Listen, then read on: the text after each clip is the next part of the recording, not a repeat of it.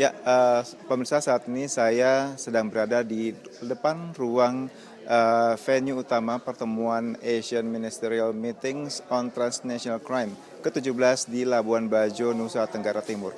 Dan salah satu isu dari 10 isu yang dibahas di pertemuan ini adalah tentang kejahatan tindak pidana terorisme, dan saat ini saya sudah bersama dengan Kepala Densus Anti Teror 88 Mabes Polri, Irjen Pol Martinus Hukom. Selamat sore Pak Martin, terima kasih sudah bergabung di Polri TV di Presisi Petang. Pak, saya mau nanya Pak, ini kan isu terorisme menjadi salah satu yang dibicarakan, dibahas di pertemuan ini, dan mungkin Pak Martin bisa gambarkan seperti apa saat ini kejahatan terorisme yang ada di kawasan ASEAN. Oke, terima kasih. Selamat sore.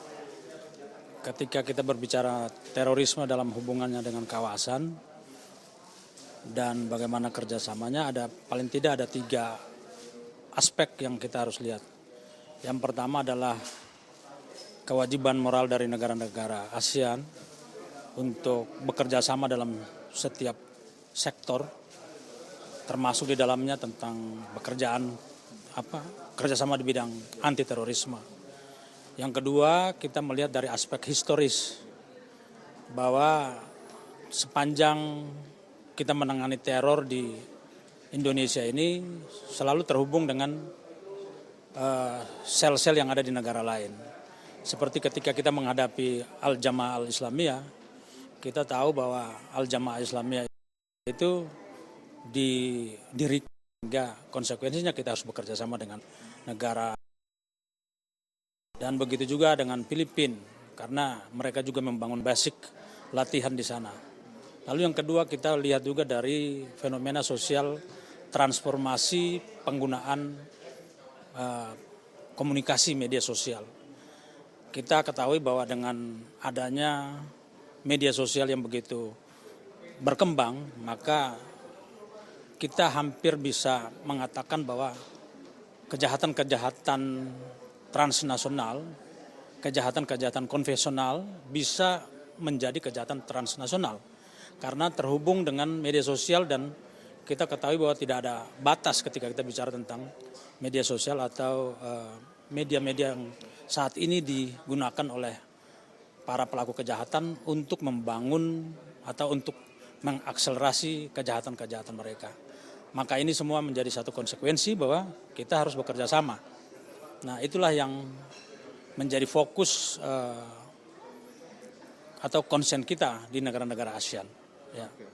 Sebelum ada pertemuan ini Pak, Asian Ministerial Meeting on Transnational Crime, apakah sudah ada kerjasama dengan negara-negara ASEAN untuk memberantas terorisme? Kalau ada, dengan negara mana saja Pak, dan seperti apa kerjasamanya?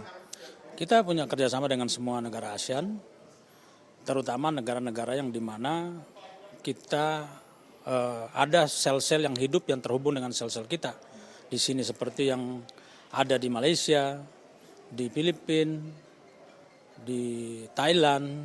Dari sejarah perkembangan penanganan teror, kita pernah bekerja sama dengan Thailand ketika menangkap gembong teroris Al-Qaeda, orang Indonesia yang berafiliasi dengan Al-Qaeda seperti Hambali, kemudian Nurdin M. Top. Kemudian kita juga bekerja sama dengan Filipina tahun 2011 ketika kita berhasil mencegah penyelundupan senjata api dalam rangka melakukan aksi teror tahun 2011 di Surabaya ketika mereka memasukkan senjata dari Filipina ke Indonesia. Ya. Kasus terorisme, apa yang menjadi kendala terbesar dalam memberantas terorisme di Indonesia dan mungkin juga di kawasan ASEAN ini Pak? Sampai hari ini menurut kami tidak ada kendala yang signifikan, karena pada prinsipnya negara-negara ASEAN mempunyai satu komitmen yang bersama, komitmen yang sama, punya cara pandang yang sama melihat terorisme. Semua sama-sama mengatakan bahwa terorisme itu mengancam bukan saja kedaulatan kita, tapi keamanan di kawasan. Maka sampai saat ini kita tidak mendapat kendala apa-apa karena ada persepsi, ada komitmen yang bersama dari negara-negara ASEAN. Tujuan bersama ya Pak ya untuk sama-sama memberantas masalah terorisme. Tadi Pak Martin juga sudah menyebutkan bahwa sekarang ini mungkin dengan penggunaan media sosial, sudah semakin banyak nih mungkin modus-modus baru nih Pak. Mungkin bisa lebih spesifik lagi Pak. Ini kan perkembangan teknologi sangat begitu cepat ya Pak ya. Seperti apa sih pergeseran motif dari para terduga pelaku terorisme ini dalam menggunakan teknologi informasi yang demikian cepat di era digital seperti ini Pak? Eh, Penggunaan media sosial ini menjadi salah satu senjata bagi mereka. Karena begini, kita berbicara tentang perang modern, media sosial itu menjadi salah satu senjata. Jadi bukan saja untuk berkomunikasi, tapi juga untuk membangkitkan semangat, menyebarkan ideologi, dan juga yang berikutnya adalah mereka melakukan komunikasi dalam rangka membangun satu struktur untuk melakukan operasi. Seperti beberapa hari kemarin, 1 minggu ya, kalau belum sampai 1 minggu kita menangkap satu orang yang dengan kita menyita begitu banyak senjata, puluhan senjata, semua mereka senjata itu dijual secara online.